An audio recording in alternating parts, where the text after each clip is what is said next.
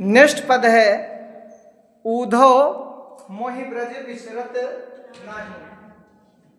ऊधो मोहि ब्रज विसरत नाही, ये जो है इसमें भी कृष्ण अपने बाल सखा ऊधो से कहते हैं कि हे ऊधो, मैं ब्रज को नहीं भूल पा रहा हूं। ठीक है, कि ऊधव मोहि ब्रज विसरत नाही, कहते हैं कि हे ऊधो, मैं ब्रज को नहीं भूल पा रहा हूं। ठीक है, ऊधो कौन थे?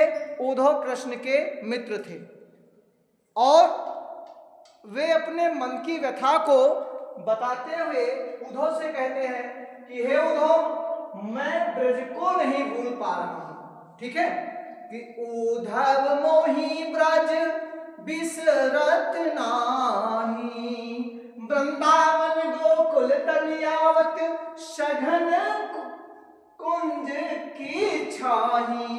कहीं त्रिनंद लिखा है, कहीं कुंज लिखा है। ठीक है, कि वृंदावन गोकुल तनियावत सघन कुंज की छाही, प्रातः समय माता जसमत अरनंद देख सुख पावत, माखन रोटी दहो सजायो अतिहित साथ खवावत, और गोपी ग्वाल बाल संग खेलत सब दिन हसत सिरात। और सूरदास जी क्या कहते हैं कि सूरदास धन धन ब्रजवासी, जिनके हित जदु तात। अब आइए बेटा इसकी व्याख्या देते हैं।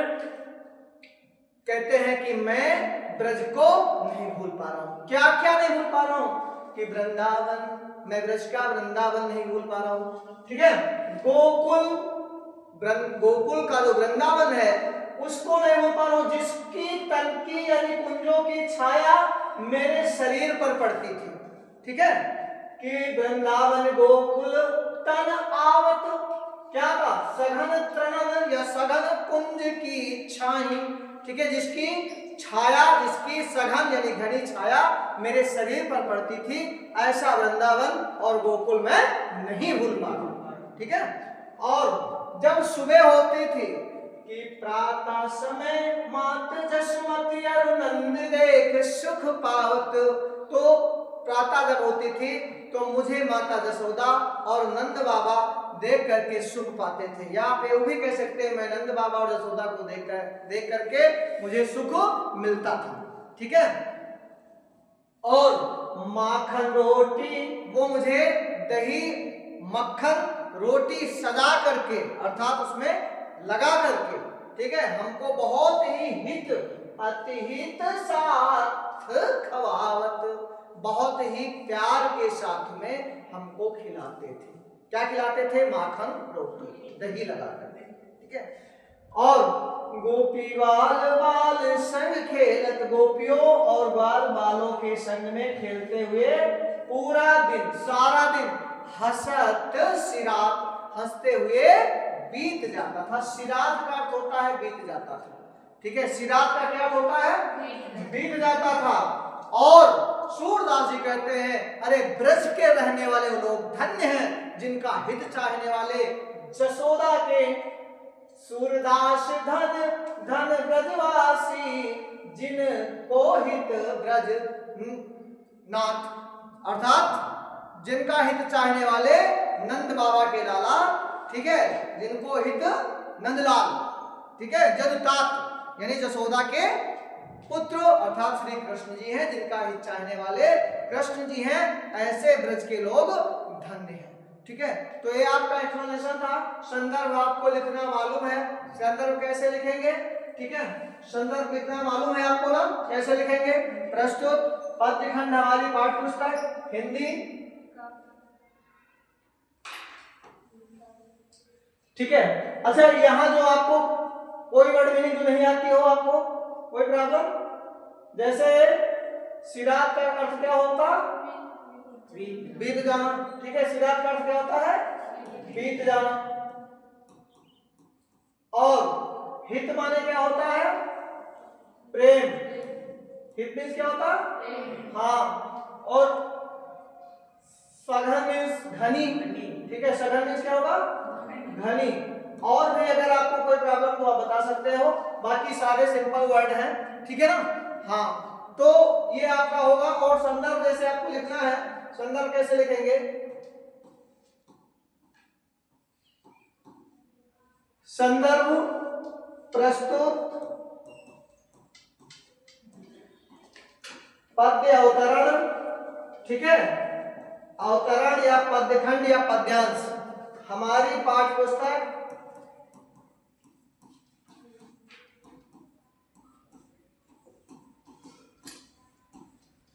हिंदी काव्य,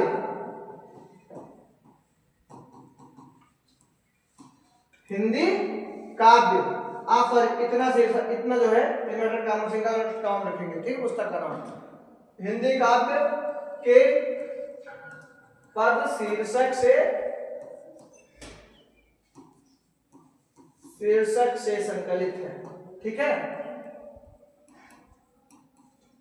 संकलित है, जिसके रचयिता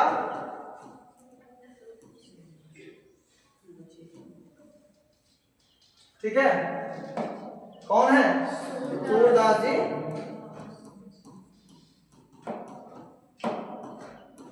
ये तो संदर्भ में आपको तीन बातें मालूम होनी चाहिए, कौन कौन सी, पुस्तक का नाम और शीर्षक का नाम और लेखक का नाम, ये तीन चीजें आपको मालूम होनी चाहिए, ठीक है।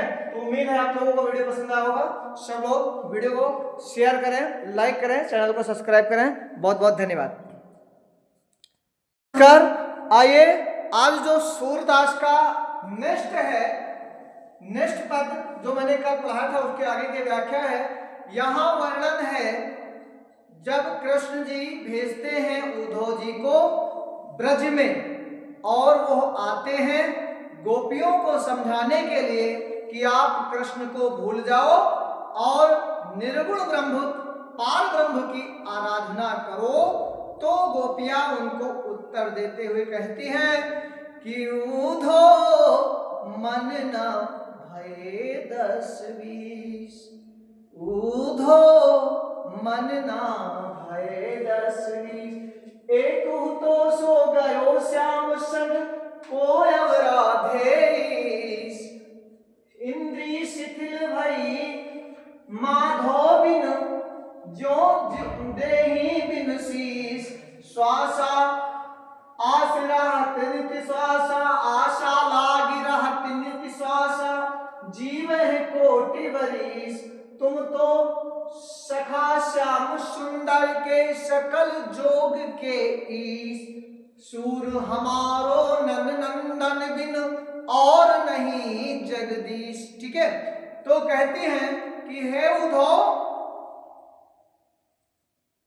किसी के 10-20 मन नहीं होते हैं, ध्यान दीजिएगा, कहते कि उद्धव मन न भये 10-20, अर्थात किसी के 10-20 मन नहीं होते हैं, ठीक है, बिल्कुल सिंपल लाइन है।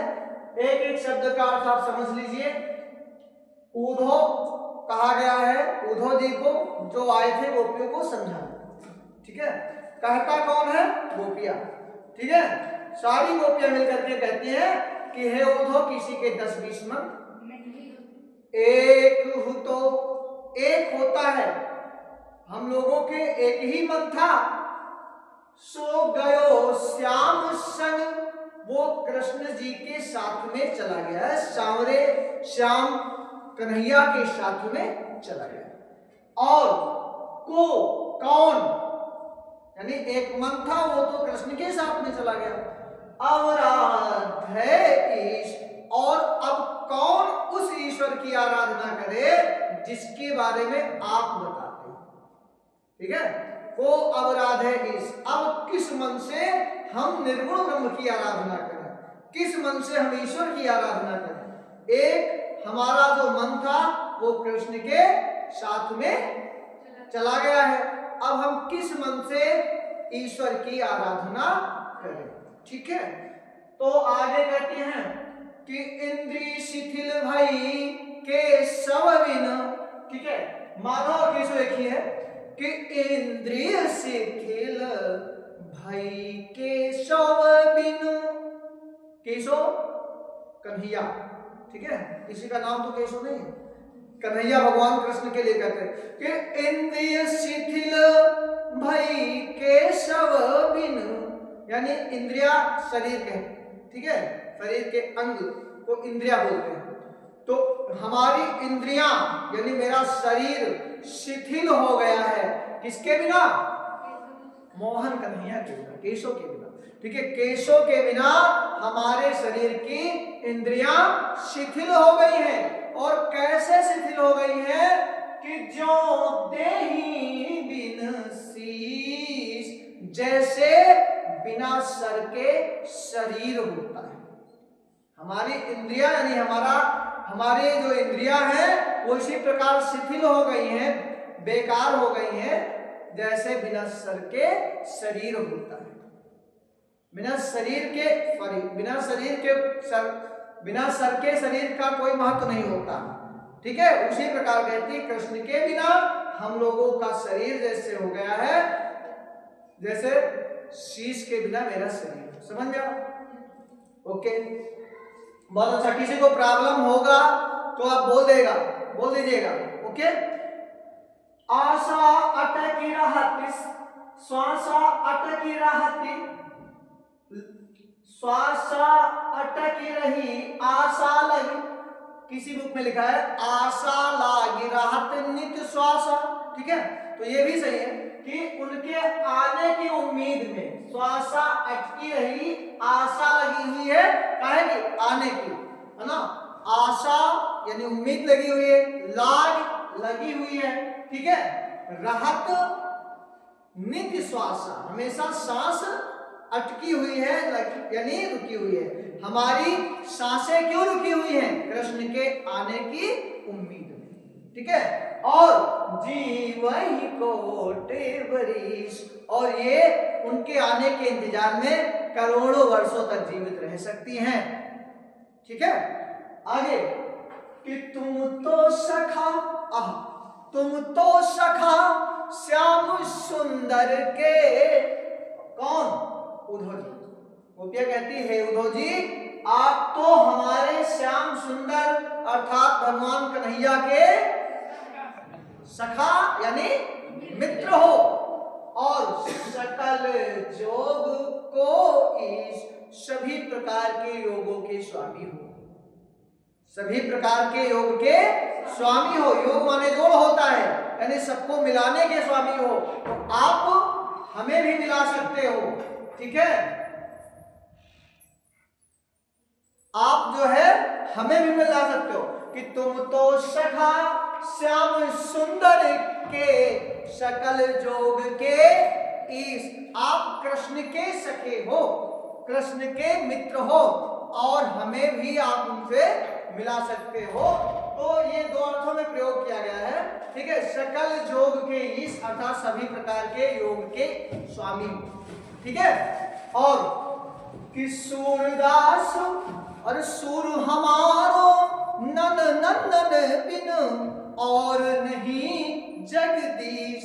सूरदास जी कहते हैं मेरे तो कन्हैया कृष्ण को छोड़ करके दूसरा कोई ईश्वर नहीं, ठीक है। समझ में आया? आइए इसका जो है शाब्दिक अर्थ देख लीजिए क्या होता है, ठीक है। वैसे सारा इजी है, तो इसमें इस उद्धव मरना है 10-20 में सब आपको आता ही होगा, ठीक है। एक माने एक भूतो जो होता है, सो यानी वो गयो चला गया, श्याम मीन्स कृष्ण, ठीक है। संग के साथ में आराध्य मीन्स आराधना करें,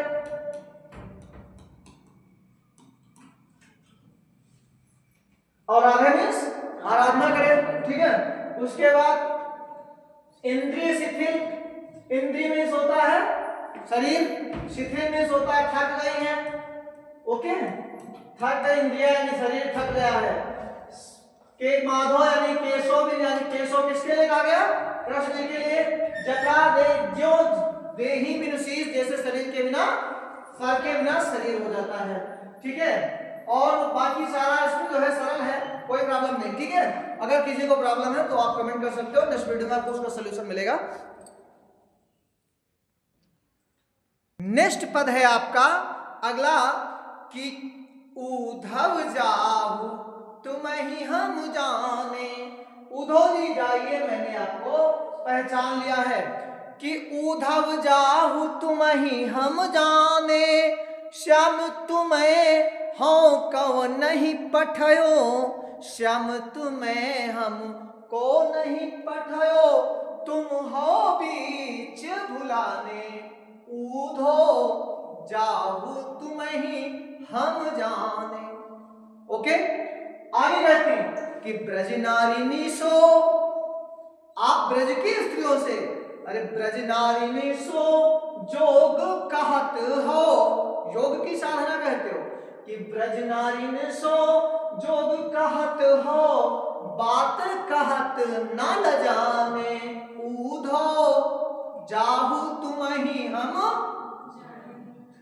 और कि बड़े लोग न विवेक तुम्हारे, बड़े लोग न विवेक तुम्हारे, ऐसे भय आयाने, उद्धव जाहु तुम ही हम जाने, हम सो कही लई हम सही के, जिय गुण ले हुसयाने, कहाँ अबला कहाँ दशा दिगंबर, कहाँ अबला कहाँ दशा दिगंबर, मस्ट करो पहचाने, उद्धव जाहु तुम ही हम जाने, साच कहो तुमको अपनी सो, गोपियां कहती हैं कि सच बताइए, कसम खा के बताइए, साच कहो तुमको अपनी सो, बूझत बात निदाने, और सुर श्याम जब